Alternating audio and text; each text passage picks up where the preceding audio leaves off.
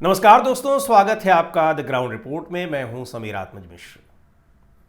रक्षा मंत्री राजनाथ सिंह काफ़ी अपने कड़ी निंदा के लिए तो जाने जाते ही हैं। कड़ी निंदा वो कर देते हैं, कड़ा एक्शन ले लेंगे, ऐसी कार्रवाई होगी या होगा, इस तरह के डायलॉग्स अक्सर वो बोलते रहते हैं कि ऐसा सबक सिखाएंगे, ये करेंगे, वो करेंगे। लेकिन इधर कुछ उनके बयान ऐसे आ रहे हैं जिस तरह के बयान वो आमतौर पर नहीं देते हैं। ये ठीक है कि वीर रस में वो धमका देते हैं दुश्मन देश को और भी तमाम बातें कह देते हैं, लेकिन कई अक्सर मेरी इस जानकारी में ऐसी चीज़ें कम आई हैं जो व्हाट्सएप यूनिवर्सिटी से निकली हुई चीज़ें वो बोलते हों, यानी बेसिर पैर की, बिना किसी तथ्य के, बिना किसी आधार के बोलते हों। पर पिछले दिनों में कई बार ये नोटिस किया हमने कि वो इस चीज़ को एक बार बोल ही नहीं रहे हैं, वो दोहरा रहे हैं और उस पर शर्मिंदा भी नहीं हो रहे हैं।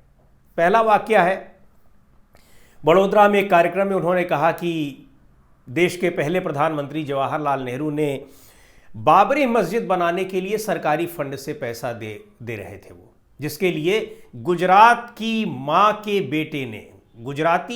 बेटे ने मना कर दिया, यानी सरदार वल्लभ भाई पटेल ने। ये उनका कहना था।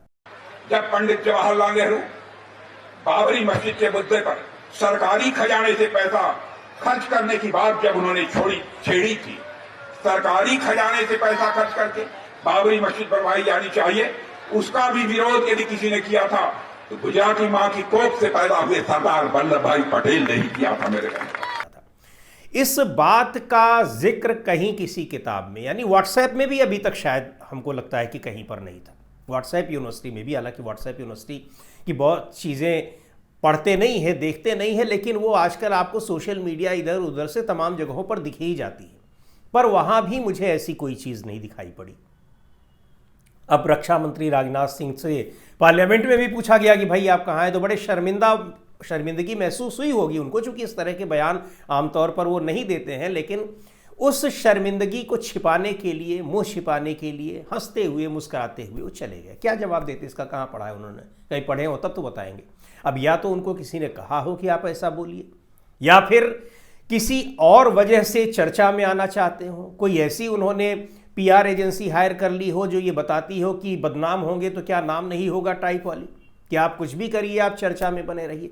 और अभी ये मामला फीका भी नहीं पड़ा था कि तब तक एक और बयान उनका आता है और वो कहते हैं कि किस तरीके से बाबर को परास्त किया था महाराणा प्रताप ने। ये तो खैर वीर रस वाली बात भी है, राजपूत अस्मिता की भी बात है और राजस्थान से जुड़ी हुई है, तो इसमें और जोश में वो आ गए।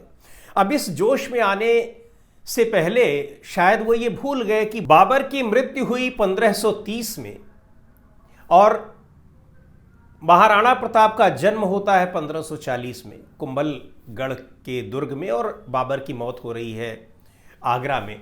तो ये करीब 10 साल का तो ये फासला है, यानी बाबर की मौत हो जाती है, उसके 10 साल बाद महाराणा प्रताप का जन्म होता है। तो कब उन्होंने परास्त किया होगा? स्लिप ऑफ टंग भी हो सकता है, कई बार हो जाता है। तो अकबर के साथ तो महाराणा प्रताप का संघर्ष चला था, लंबा चला था। महाराणा प्रताप की कहानी सबको पता है। लेकिन राजनाथ सिंह बाबर को ही परास्त कर दे रहे हैं, यानी जो मुगल शासन की जिसने स्थापना की यहाँ पर, तो मुगल व बाबर को समाप्त कर दे रहे हैं। यहाँ भी वो बहकी बातें जैसी समझ में आ रही हैं, क्योंकि ऐसा तो है नहीं। ठीक है, राजनाथ सिंह जी फिजिक्स के प्रोफेसर रहे हैं और फिजिक्स के प्रोफेसर रहने के बावजूद जब वो राफेल लेने गए थे तो बाकायदा उसके नीचे उन्होंने पहियों के नीचे नींबू मिर्चा उर्चा डाल दिया था। तब भी बड़ी चर्चा हो रही थी कि किस तरह के फिजिक्स के प्रोफेसर हैं। लेकिन फिजिक्स के प्रोफेसर होने के बावजूद वो अपनी परंपराओं को, संस्कृति को नहीं भूलते हैं, तो इसके लिए तो उनकी तारीफ होनी चाहिए। हालांकि ये परंपरा और संस्कृति नहीं है, बल्कि ये अंधविश्वास है, पर उसको उन्होंने किया था। लेकिन यहाँ तो बाबर से और महाराणा प्रताप की लड़ाई दिखा देते हैं, जो 10 साल पहले मर चुका हो और जो 10 साल बाद पैदा हो रहा हो, उनके बीच लड़ाई हो जा रही है। तो अब आप ये देखिए, उन तमाम चीज़ों से जिसमें इतिहास के 1000-2000 साल के गैप वाले महापुरुषों का मिलन करा दिया जाता है किसी एक जगह पर। तो ये सवाल उठ रहा है कि आखिर अचानक रक्षा मंत्री को इस तरह की बातें बोलनी क्यों पड़ रही? क्या ये ऐसे निकल गई, कोई मजबूरी रही, या फिर अचानक यूं ही चला गया, या उनको ये लगा होगा कि शायद इस पर चर्चा नहीं होगी, लेकिन रक्षा मंत्री हैं देश के, सार्वजनिक रूप से ये सारी बातें अगर वो बोल रहे हैं तो उस पर चर्चा क्यों नहीं। तो चर्चा हो रही है, और चर्चा शायद वो चाहते भी हैं कि चर्चा हो, और चर्चा होने के लिए इस तरह के बयान दिए होंगे। अब ये मुझे नहीं पता है, लेकिन बार बार अगर इस तरह के बयान वो रिपीट कर रहे हैं, और अभी पिछले दिनों एक और बयान दिया, हालांकि पीओके को लेकर अक्सर देते रहते हैं, उन्होंने कहा कि सिंध को भी हम जल्दी से ले लेंगे। आज सिंध की भूमि, मेरे बहनों भाइयों, यह भारत का हिस्सा भले ही न हो, लेकिन सभ्यतागत रूप से सिंध हमेशा भारत का हिस्सा रहेगा। और जहां तक जमीन की बात है, तो बॉर्डर्स तो बदल सकते हैं, क्या पता कल को सिंध भारत में फिर से वापस आ जाए। बस केवल इतना रह गया कि पूरे पाकिस्तान को लेने की बात अभी तक उन्होंने नहीं कही है। हालांकि ऑपरेशन सिंदूर के दौरान हमारे देश की मीडिया ने पाकिस्तान पर लगभग कब्जा करवा दिया था, लेकिन वहां किस तरीके से उस ऑपरेशन सिंदूर को रोकना पड़ा था, और उस पर सरकार का कोई जवाब नहीं आ रहा है। प्रधानमंत्री नरेंद्र मोदी उस पर संसद तक में कुछ नहीं बोल रहे हैं, बार बार पूछा जा रहा है, लेकिन डोनाल्ड ट्रंप 60-65 बार कह चुके हैं कि वो हमने धमकाकर, हमने ट्रेड का डर दिखाकर उस ऑपरेशन सिंदूर को रुकवाया था। ये वो बार बार कह रहे हैं, कई बार कह रहे हैं। अब यहां कई सारे सवाल उठ रहे हैं। अब इसका संदर्भ आप देखिए, एक और अभी पिछले दिनों बड़ी जबरदस्त घटना हुई, जिसका जिक्र आपको मेन स्ट्रीम मीडिया में नहीं दिखाई पड़ेगा, लेकिन वो बहुत बड़ी घटना है। घटना यह है कि प्रधानमंत्री कार्यालय, जिसको पीएमओ कहा जाता है, अब उसका नाम बदलकर सेवा तीर्थ कर दिया गया है। उस सेवा तीर्थ का नाम जैसे ही, पीएमओ का नाम जैसे ही से बदलकर सेवा तीर्थ किया गया, तभी ऐसे कुछ बातें पता चली कि वहां बैठे हुए प्रधानमंत्री की आंख नाक कान जिसको कहा जाता है, यानी जो बेहद करीबी लोग उनके हैं, वो किस तरह से अपनी सेवा में लगे हुए थे। नाम तो वहां सेवा तीर्थ का दे दिया गया, लेकिन वो अपनी सेवा, अपनों की सेवा कर रहे थे। बेटिंग ऐप में उन संलिप्तता की खबरें आई और उन्होंने वहां से इस्तीफा दे दिया। उसके पहले, यानी हम बात कर रहे हैं हिरेन जोशी की, और ये बात कही है पवन खेड़ा ने, कांग्रेस पार्टी के नेता ने। और हालांकि इस तरह की खबरें तो मेन स्ट्रीम मीडिया से आनी चाहिए। प्रधानमंत्री कार्यालय में एक इतने बड़े व्यक्ति का, अधिकारी का इस्तीफा हो जाता है और उसकी खबर तक किसी को नहीं पता चलती है। उससे 3 हफ्ते पहले वहां पर लॉ कमीशन के मेंबर का भी इस्तीफा हो गया है, जो हिरेन जोशी के बड़े करीबी हैं, उसकी खबर भी किसी को नहीं पता चलती है। और बहुत बड़ा इवेंट जो एक हो रहा है इस समय, यहां पर रूस के राष्ट्रपति व्लादिमीर पुतिन पहुंच रहे हैं 4 तारीख को, और 3 तारीख को प्रसार भारती, जिसके अधीन देश का पूरा जो सरकारी मीडिया है वो है, यानी आकाशवाणी है, दूरदर्शन है, बहुत सारे और उससे जुड़े हुए जो संस्थान है वो है, उसके सर्वे सर्वा चेयरमैन नवनीत सहगल ने इस्तीफा दे दिया। और तुरंत उन्होंने तत्काल प्रभाव से इस्तीफा दिया, तत्काल प्रभाव से वो इस्तीफा स्वीकार हो गया। ये सारी घटनाएं ऐसे अचानक नहीं होती हैं। इतने बड़े इवेंट के समय उस प्रसार भारती के प्रमुख का इस्तीफा, और तुरंत स्वीकार भी कर लेना। हालांकि उसके लिए कहा जा रहा है कि इस्तीफा उनसे जबरन लिया गया है। अब इसके पीछे जो भी वजह हो, हमने भी बहुत कोशिश की कि पता चले कुछ, लेकिन कुछ पता नहीं चला है कि इस्तीफा उनसे जबरन लिया गया है या उन्होंने स्वेच्छा से दिया है। स्वेच्छा से देने का मतलब ये होता है, अभी आपका कार्यकाल लगभग 2 साल का बचा हुआ है, आप स्वेच्छा से इस्तीफा क्यों देंगे? और स्वेच्छा से इस्तीफा दे सकते हैं। स्वेच्छा से इस्तीफा तब व्यक्ति देता है जब उससे भी ऊंची किसी जगह पर जा रहा हो। ऐसी कोई बात समझ में आ नहीं रही है, दिखाई नहीं पड़ रही है। दबाव में आने की जो बात है, दबाव में आना यानी जबरन इस्तीफा लेने वाली बात इसलिए पुष्ट होती दिखाई पड़ रही है कि इतने बड़े इवेंट के ठीक 1 दिन पहले इस्तीफा वो दे देते हैं और तत्काल प्रभाव से वो इस्तीफा स्वीकार कर लिया जाता है। इसका मतलब आपसे कहा गया कि आप तत्काल इस्तीफा दे दीजिए, अदरवाइज आपको सैक कर दिया जाएगा। तो ये इस तरह की स्थितियों में ही व्यक्ति तुरंत इस्तीफा देता है। इसलिए मुझे लगता है कि ये वाला एंगल ज्यादा सही दिखाई पड़ रहा है कि उनसे इस्तीफा लिया गया। अब इसके तार भी उधर जुड़ रहे हैं हिरेन जोशी से।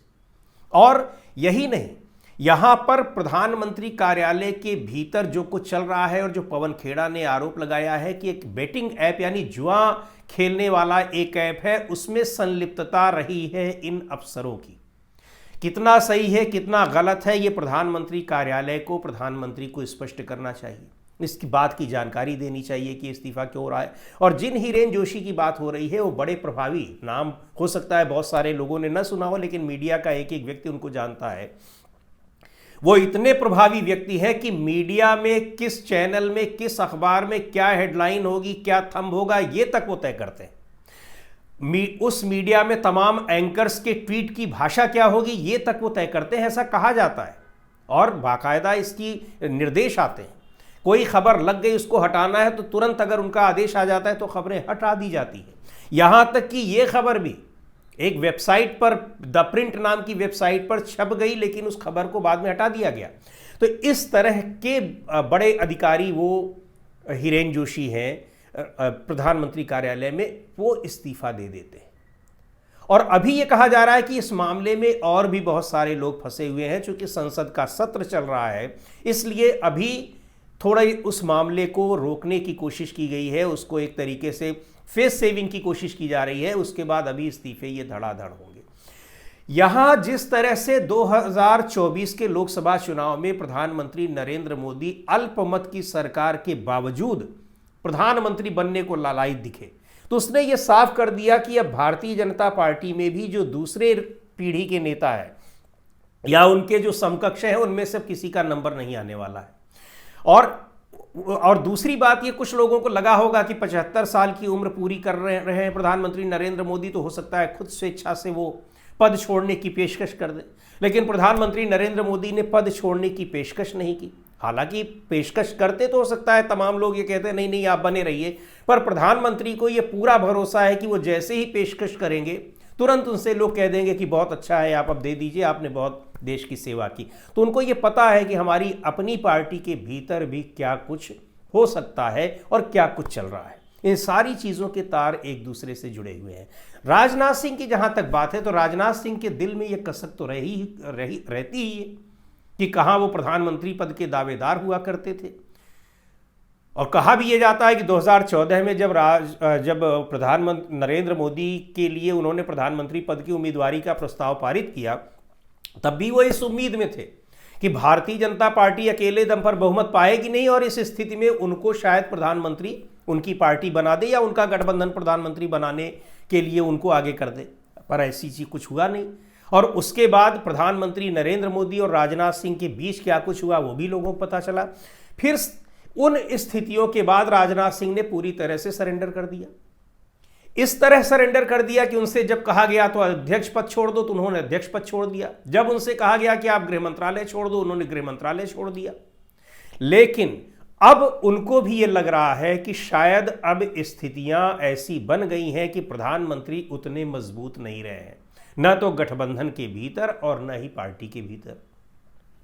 दूसरी बात ये, ऑपरेशन सिंदूर के मसले पर पूरी तरह से प्रधानमंत्री नरेंद्र मोदी ही घिरे नजर आ रहे हैं। जो कुछ भी बातें हो रही हैं, ट्रंप का चाहे बार बार सवाल उठाना हो, चाहे जो चीजें हों, वो भी एक मौका। और उसमें जो बहुत करीबी मामला है, जो बहुत अंदर की खबरें हैं, वो राजनाथ सिंह से बेहतर कौन जानता होगा। तो शायद अब उनको लग रहा है कि ये सारी चीजें अब उनके पक्ष में दिखाई पड़ रही हैं। हालांकि वो बार बार अपने को चर्चा में लाने की इसलिए कोशिश कर रहे हैं कि पिछले कुछ समय से प्रधानमंत्री नरेंद्र मोदी के बाद उनके उत्तराधिकारी के तौर पर भारतीय जनता पार्टी में भी अब जब चर्चा होती है, तो अब राजनाथ सिंह उस चर्चा से पूरी तरह से बाहर हो चुके हैं। यहां तक कि नितिन गडकरी भी बाहर हो चुके हैं। अब जब चर्चा भी होती है कि आखिर प्रधानमंत्री नरेंद्र मोदी के बाद कौन, तो उसमें पहला नंबर तो गृह मंत्री अमित शाह का आता है, दूसरा नंबर योगी आदित्यनाथ का आता है और तीसरे नंबर पर आते हैं देवेंद्र फडणवीस। राजनाथ सिंह उस अपनी चर्चा कभी नहीं आते हैं। तो उनको लगता है कि अगर परिस्थितियां कुछ बदलती हैं तो अपने को इस तरह से चर्चा में लाए रहो, क्योंकि उन्होंने देख लिया है कि बीजेपी का ये जो दौर है, इसमें इसी तरह के बयान, इसी तरह की विवादित बातें, इसी तरह से अपना विवादित व्यक्तित्व जब तक नहीं होगा तब तक आप चर्चा में नहीं आएंगे और इतने बड़े पद के काबिल नहीं बनेंगे। शायद ऐसा उनको लगता हो, तभी तो इसके लिए बाकायदा उन्होंने कोई, हो सकता है पीआर एजेंसी हायर कर ली हो जो उनको सजेस्ट कर रही हो, या फिर वो खुद से कोई अपना इस तरह का प्रयोग कर रहे हो। क्योंकि इससे पहले राजनाथ सिंह के ऐसे कोई बयान नहीं आते। हालांकि मैं कोई दावा नहीं कर सकता हूं, लेकिन मैंने नहीं सुना है। और जब से वो उत्तर प्रदेश के मुख्यमंत्री रहे, उसके बाद से लगातार वो पार्टी के बड़े पदों पर रहे, कृषि मंत्री रहे, देश के बीजेपी के राष्ट्रीय अध्यक्ष रहे, लगातार हम उनको देख रहे हैं, समझ रहे हैं। और काफ़ी दिनों से तो हम पत्रकारिता में हैं तो कवर भी कर रहे हैं। तो राजनाथ सिंह के अचानक ये जो बदले हुए बोल कह लीजिए, बिगड़े हुए बोल कह लीजिए, तो ये अचानक निकले हुए नहीं दिखाई पड़ रहे हैं, बल्कि इनके पीछे बाकायदा कोई सोची समझी उनकी रणनीति दिखाई पड़ रही है। और वो रणनीति जब इस तरह से प्रधानमंत्री कार्यालय में उथल पुथल मची हो, प्रधानमंत्री नरेंद्र मोदी एक तरीके से अपने गठबंधन से लेकर और पार्टी में कमज़ोर स्थिति में हो, अब उनको लग रहा है कि शायद कोई बेहतर मौका उनके लिए भी आ सकता है। अब सच्चाई क्या है क्या नहीं है, बहुत सारी चीज़ें धीरे धीरे और स्पष्ट होंगी, तब भी हम आपको बताएंगे। लेकिन अभी तक की स्थितियां यही हैं। आज के इस वीडियो में इतना ही। अगले वीडियो में फिर मिलेंगे एक नए विषय के साथ, एक नए मुद्दे के साथ। द ग्राउंड रिपोर्ट के यूट्यूब चैनल को आपने अब तक सब्सक्राइब न किया हो तो ज़रूर कर लें। हमारे वीडियोज़ को लाइक करें, शेयर करें और अपने सुझाव भी हमें ज़रूर भेजें।